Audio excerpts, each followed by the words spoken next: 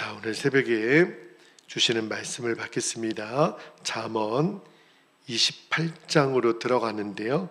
오늘 1절에서 5절까지 말씀, 한 절씩 말씀을 교독하여 읽고 5절 말씀은 같이 읽겠습니다. 1절입니다.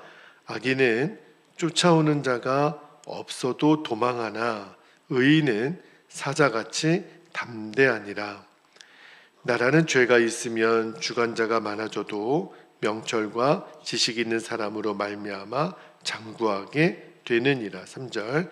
가난한 자를 학대하는 가난한 자는 곡식을 남기지 아니하는 포구 같으니라. 율법을 버린 자는 악인을 칭찬하나 율법을 지키는 자는 악인을 대적하느니라. 5절 함께요. 악인은 정의를 깨닫지 못하나 여호와를 찾는 자는 모든 것을 깨닫느니라. 아멘. 하나님의 말씀입니다. 자, 오늘 설교 제목을 여러분들이 좀 기억하셨으면 좋겠는데, 하나님을 찾는 자의 담대함과 분별력이에요. 그러니까 하나님을 찾는 자는 하나님이 담대함도 주시고 분별력도 주신다는 말씀이겠죠.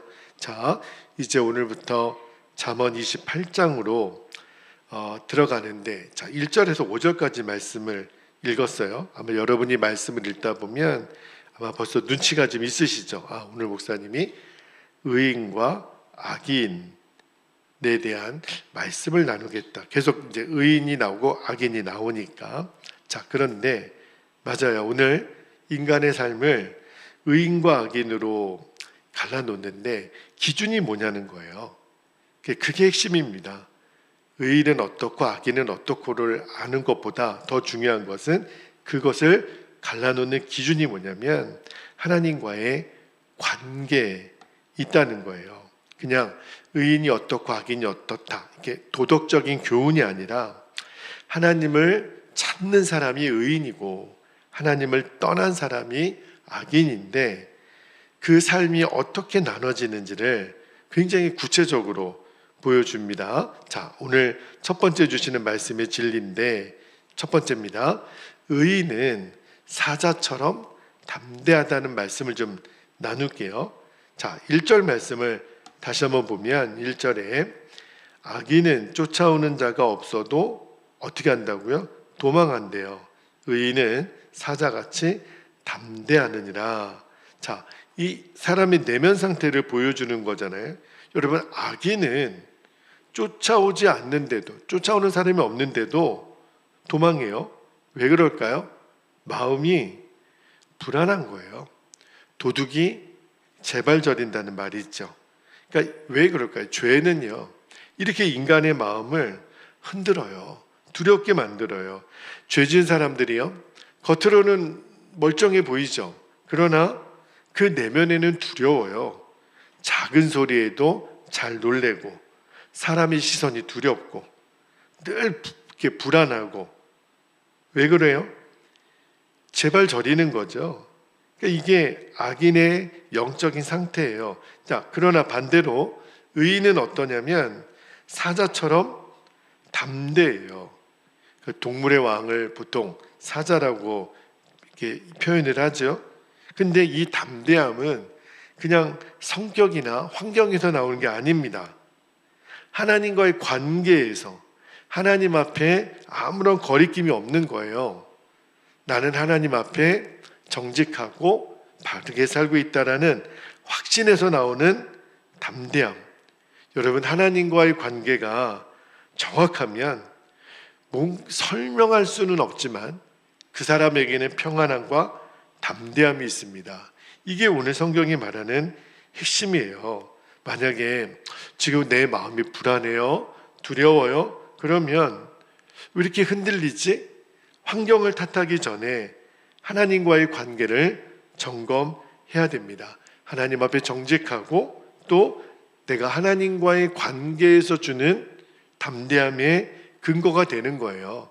내가 하나님 앞에 친밀하고 하나님과의 관계가 문제가 없다면 그 사람에게는 반드시 사자와 같은 담대함을 주십니다. 자, 두 번째입니다. 두 번째 주시는 말씀의 진리는 뭐냐면 한 사람의 지혜에 대한 중요성을 좀 나눌게요. 한 사람의 지혜가 공동체를 살릴 수 있다라는 말씀을 좀 나누기를 원하는데, 자, 2절 말씀도 다시 한번 볼게요. 2절에 보면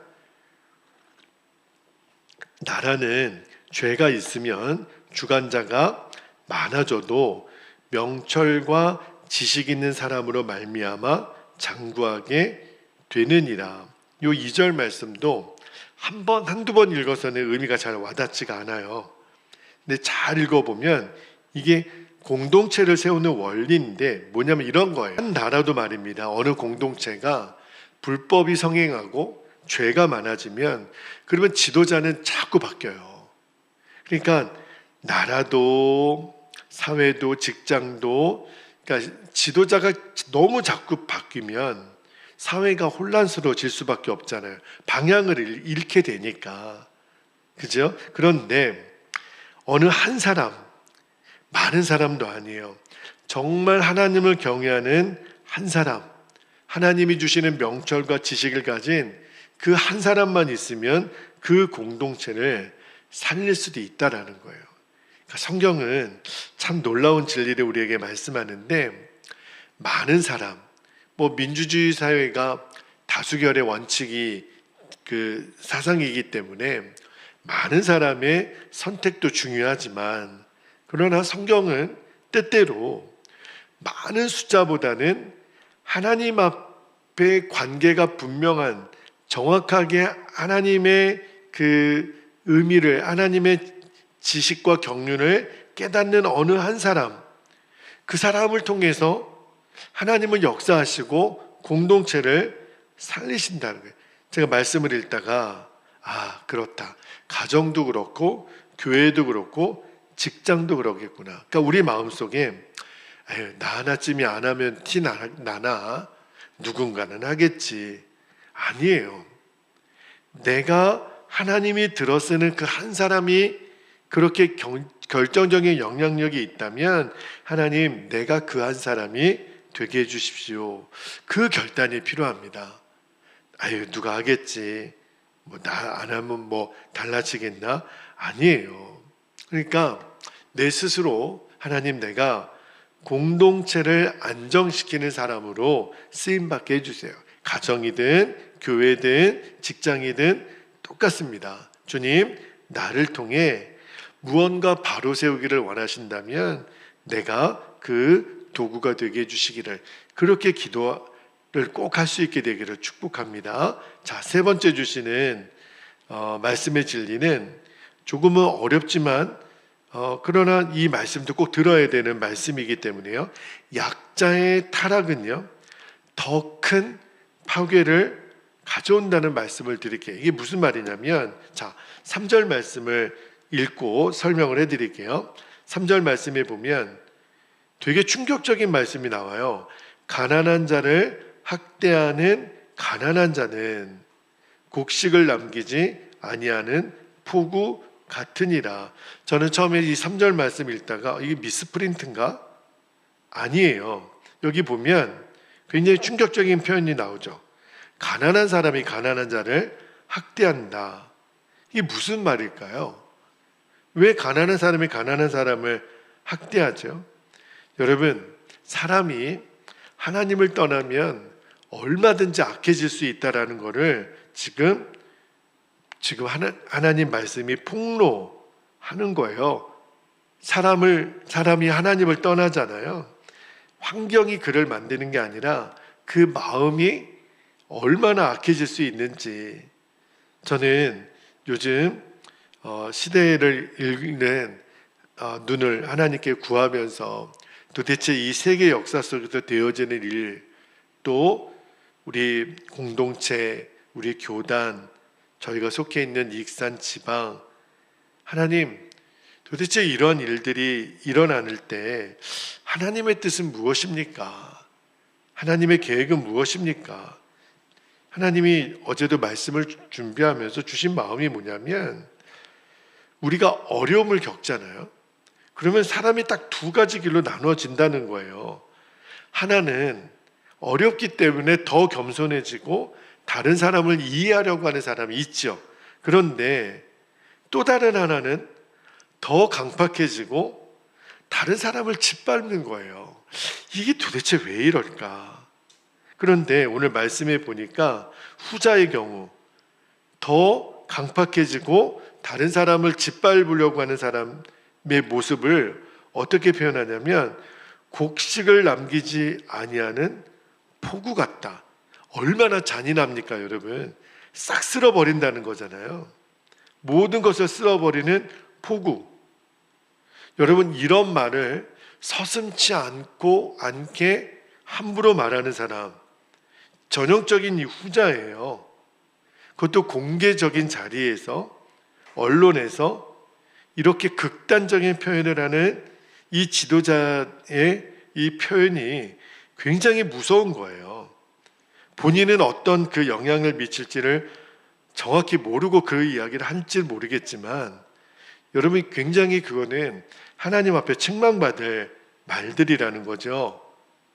고난은요, 사람을 자동적으로 좋은 사람으로 만들어주지 않아요.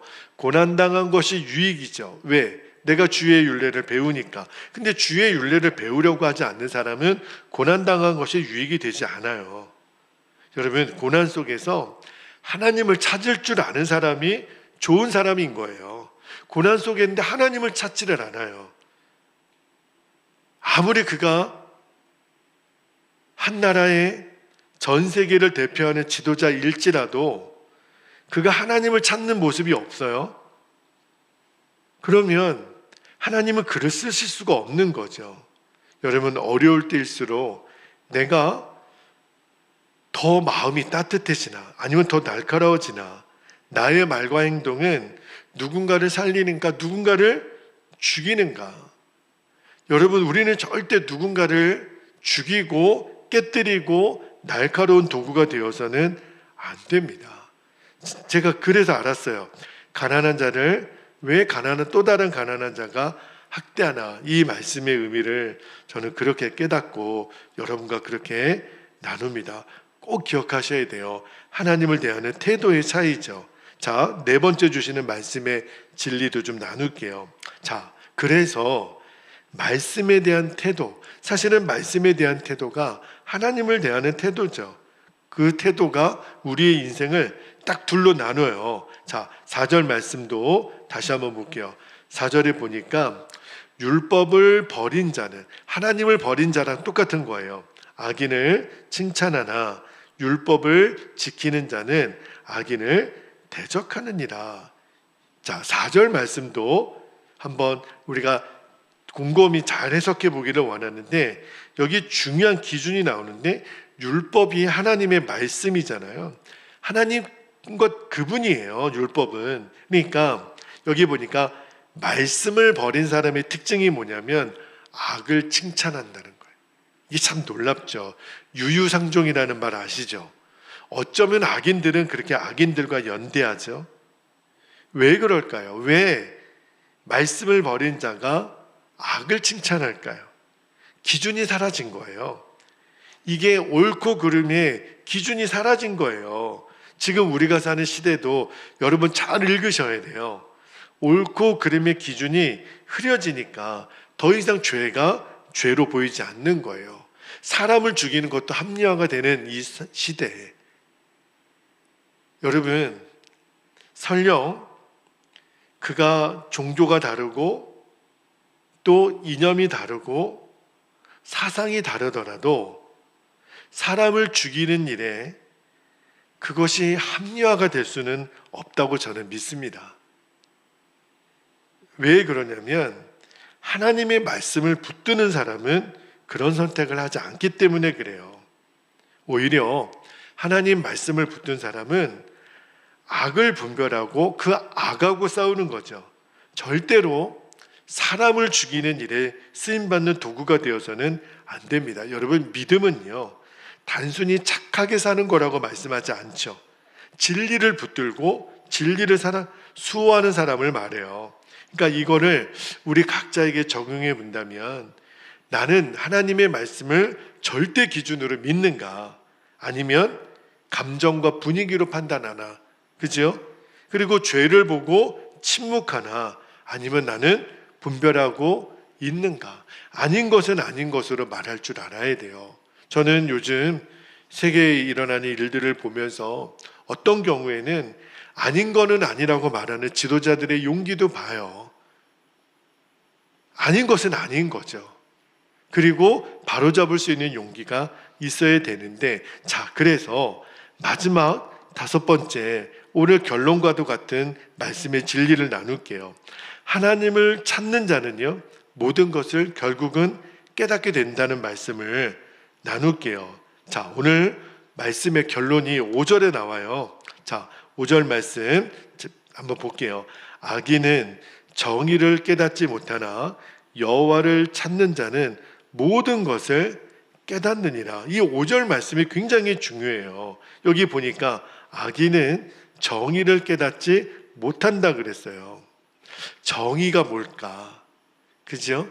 내 나라만 우선이고, 나만 우선이고, 내가 속한 공동체만 우선이고, 다른 사람이 어떻게 되든, 다른 나라가 어떻게 되든 정의를 모르는 거예요. 왜냐하면 그의 마음에 하나님을 경외함이 없어요. 말씀을 떠난 거죠.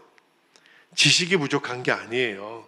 하나님과 단절되어 있기 때문에 우리가 그 기준으로 세상을 이해하고 되어지는 일들을 분별할 줄 알아야 됩니다. 여기 말씀에 보니까 하나님을 찾는 자는 모든 것을 깨닫는다. 이거는 단순한 정보가 아니에요.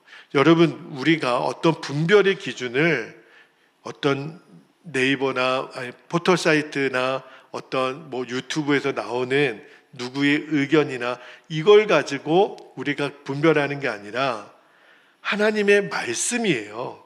그러니까 삶을 바르게 바라볼 수 있는 영적인 분별은 하나님입니다. 여러분, 똑같은 상황을 보더라도 하나님을 찾는 사람은 해석이 달라요. 반응이 다르고 선택이 다르더라고요. 왜 그럴까요? 그 중심에 하나님이 계시니까. 그러니까 우리가 이제는 이게 맞을까? 저게 맞을까? 어떤 기준으로 봐야 되냐면, 그래서 내가 지금 하나님을 찾고 있는가?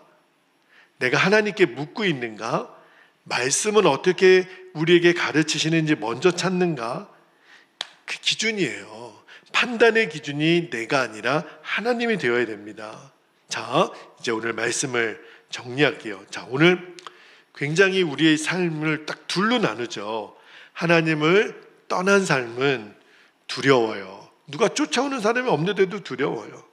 혼란해요.